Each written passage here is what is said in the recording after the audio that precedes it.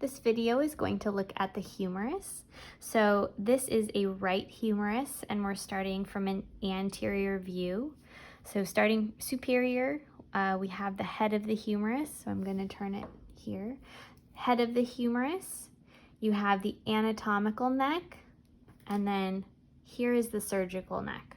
So if someone has surgery, has a shoulder replacement, this is where they consider the neck to have surgery. On the lateral aspect, you see you have two prominences and then kind of a groove in between. So the most lateral prominence is called the greater tubercle. The one more medially is the lesser tubercle. And the little groove in between is called the intertubercular sulcus.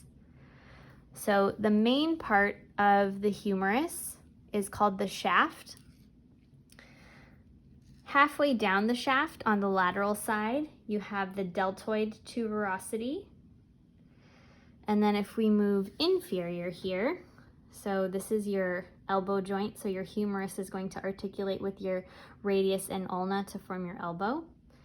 So on the lateral aspect, you have the lateral supracondylar ridge, the lateral epicondyle, the medial supracondylar ridge, and the medial epicondyle. Then on the distal part of the humerus, you have kind of two sections. You have the capitulum here and the trochlea here. So the capitulum is more of a rounded circular shape, and that's what's articulating with the head of the radius at the elbow joint. And then the trochlea is what is articulating with the ulna. So if I turn it slightly so you can see, so just superior to the capitulum, you have the radial groove here. Just superior to the trochlea, you have the coronoid fossa. And so we'll look at the elbow joint in more detail, but basically when the elbow is flexing, the radius and the ulna are moving over the capitulum and the trochlea into the radial groove and the coronoid fossa to be able to flex your elbow. If I turn the humerus posteriorly, starting from superior to inferior, again, here's the head.